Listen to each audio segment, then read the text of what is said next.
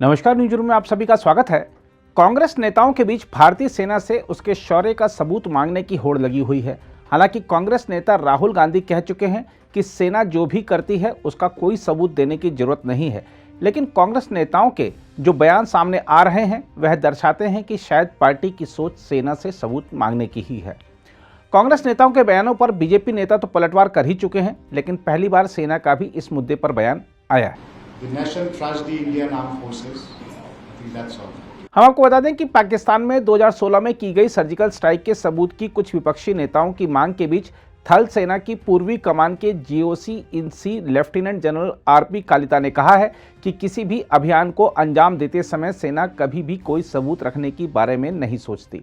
Surgical strike के सबूत की मांग कर रहे कुछ विपक्षी नेताओं की हाल की मांगों पर पत्रकारों के एक राजनीतिक सवाल का जवाब देने से इनकार करते हुए उन्होंने कहा कि देश भारतीय बलों पर भरोसा करता है। प्रेस क्लब कोलकाता में प्रेस से मिलिए कार्यक्रम में यह पूछे जाने पर कि क्या अभियान के दौरान सेना कोई सबूत रखती है, उन्होंने ना में जवाब दिया। उन्होंने कहा, जब हम कोई अभियान करने जाते हैं तो हम उस अभियान का कोई सबूत नहीं रखते। हम आपको याद दिला दें कि कांग्रेस के वरिष्ठ नेता दिग्विजय सिंह ने हाल में जम्मू में राहुल गांधी के नेतृत्व वाली भारत जोड़ो यात्रा के दौरान सीमा पार सैन्य अभियान पर संदेह व्यक्त किया था। उन्होंने कहा था कि केंद्र सर्जिकल स्ट्राइक और कई लोगों के मारने की बात करते हैं, लेकिन इसका कोई सबूत नहीं है। वे झूठ का पुलिंदा दिखाकर शासन कर रहे हैं। इसके बाद कांग्रेस के एक और वरिष्ठ नेता राशिद अल्वी ने कहा था कि यदि सर्जिकल स्ट्राइक का कोई वीडियो है तो वह दिखाइए और संदेह समाप्त करिए। इसके अलावा लेफ्टिनेंट जनरल कालिता ने कहा कि चीन के साथ पूर्वी सीमा पर हालात स्थिर हैं, लेकिन सीमा अपरिभाषित होने के चलते पूर्वानुमान नहीं लगाया जा सकता। हम आपको बता दें कि अरुणाचल प्रदेश और सिक्किम सेक्टर में वास्तविक नियंत्रण रेखा की निगरानी का जिम्मा पूर्वी कमान पर है।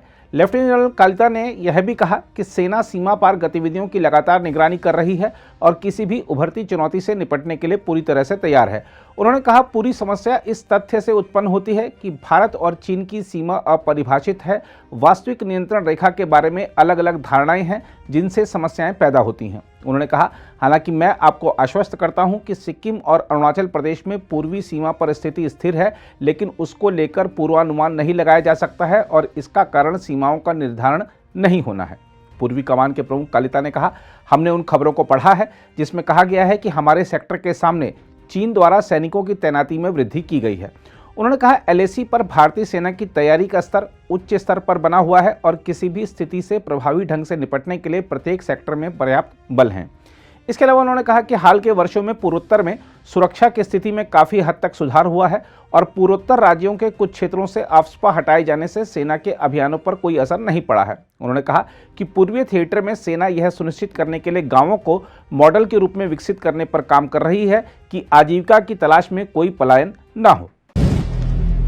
अगर आप भी लेना चाहते हैं देश दुनिया की तमाम जानकारी तो आज ही सब्सक्राइब करें हमारे चैनल को। साथ ही नीचे दिए बेल आइकन को जरूर दबाएं ताकि हर अपडेट आप तक पहुंच सके।